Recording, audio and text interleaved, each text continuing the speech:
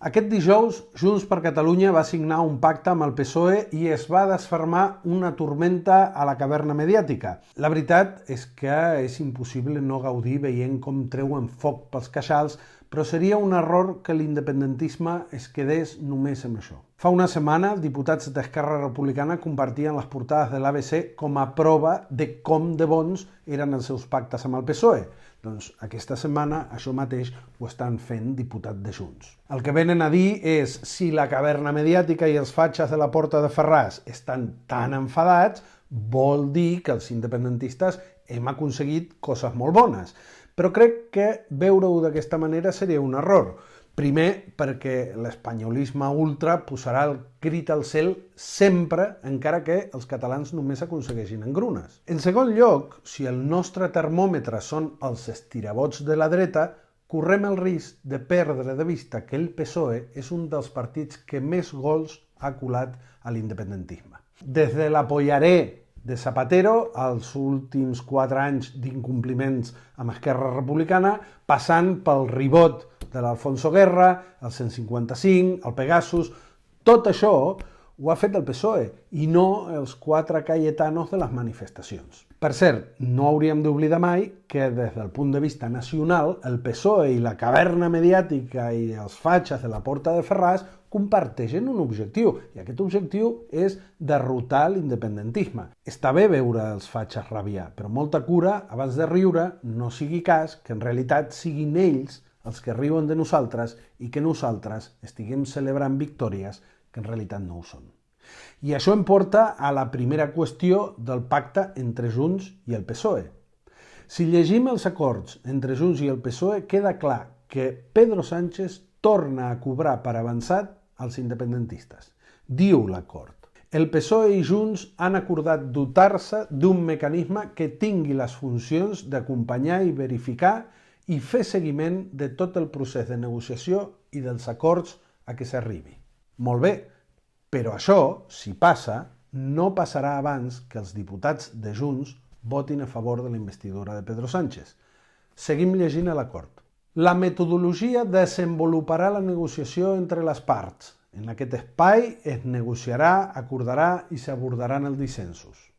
Desenvoluparà, negociarà, acordarà, abordarà, tot en un futur, un altre cop, posterior a la investidura de Sánchez.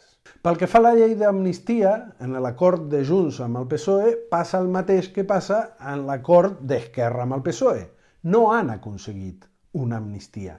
El que s'ha aconseguit és la promesa del PSOE de portar al Congrés una llei d'amnistia. Però atenció, perquè després de presentar-la vindran els debats, les esmenes, les reculades i uns quants mesos, i potser fins i tot anys, per aprovar una llei d'amnistia que potser no és ben bé igual a la que han pactat Junts i Esquerra Republicana amb el PSOE. En definitiva, l'únic acord concret i amb data és que els diputats de Junts votaran aquesta setmana a favor de la investidura de Pedro Sánchez. Per acabar, igual que Esquerra Republicana, Junts per Catalunya es compromet amb el PSOE a donar-li estabilitat durant tota la legislatura, és a dir, estabilitat fins l'any 2027. És veritat que Esquerra Republicana i Junts poden treure el seu suport a Sánchez si Sánchez no compleix els acords. El diputat de Junts, Joan Canadell, deia a Twitter: un detall no menor, el PSOE no pot aprovar res al Congrés sense els vots de Junts. Junqueras va dir una cosa semblant, que la legislatura tingui continuïtat o no dependrà del nivell de compliment dels acords. És veritat que si el PSOE no compleix les seves promeses, Junts i Esquerra Republicana li poden retirar el seu suport parlamentari al PSOE. Però atenció, en primer lloc, encara que Junts i Esquerra li treguin el seu suport, el PSOE podria continuar governant, si li convé, en minoria. Mireu Pere Aragonès, per exemple. Va ser investit amb els vots de Junts i de la CUP i, malgrat que ara li han retirat el seu suport, Aragonès segueix sent president amb només 33 dels 135 diputats del Parlament de Catalunya.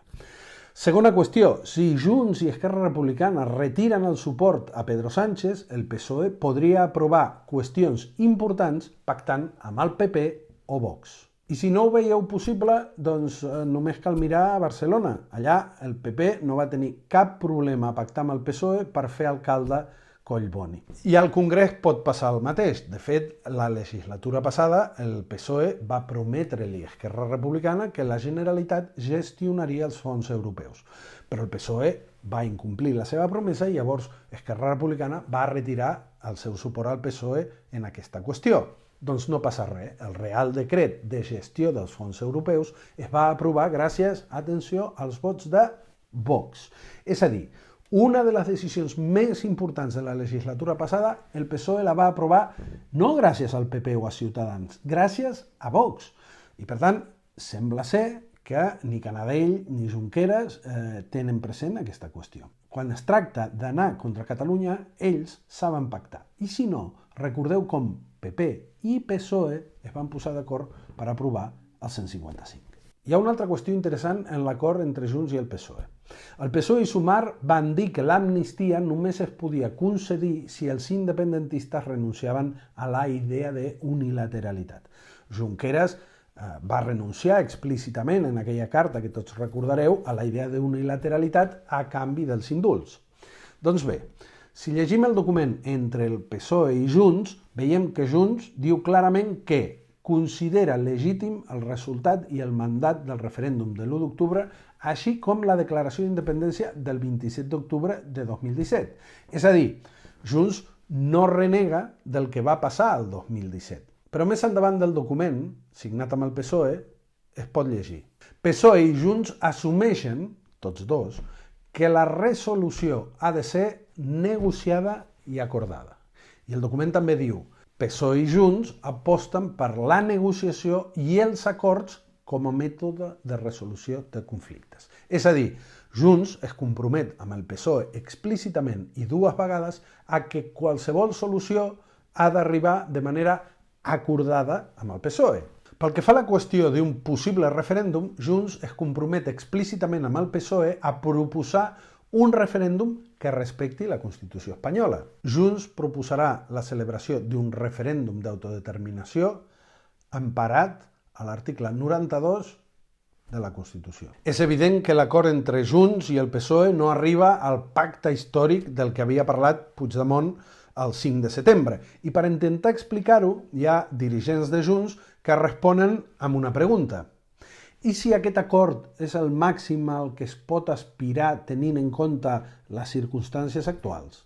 Potser és així, però llavors no seria més útil i honest reconèixer les evidents limitacions del pacte i a la vegada fer pedagogia democràtica per explicar a la ciutadania la necessitat d'organitzar-se per defensar col·lectivament els nostres drets? Una altra pregunta interessant que formulen des de Junts és: i si aquest acord era imprescindible per evitar una repetició electoral on pogués guanyar el PP?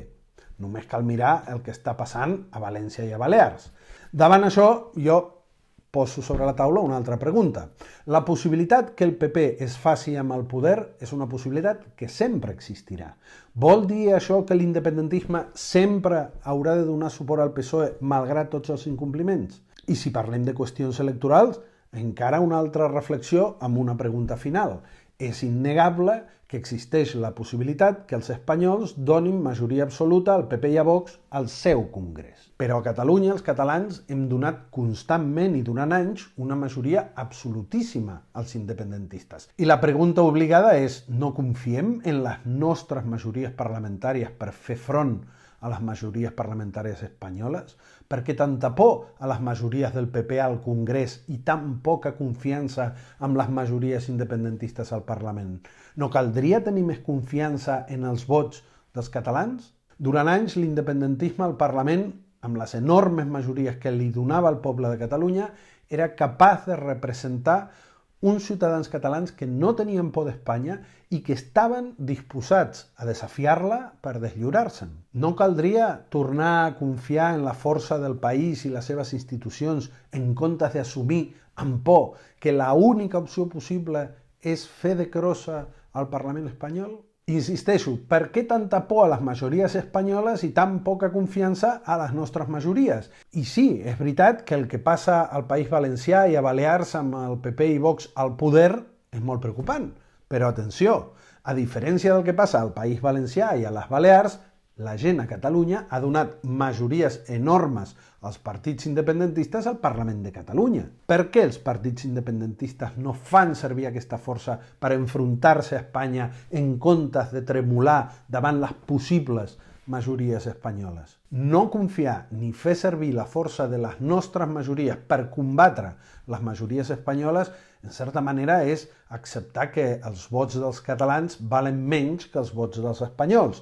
És més, que els partits independentistes no confiïn ni utilitzin les majories que els donem als independentistes al Parlament és el camí més directe a perdre aquestes majories.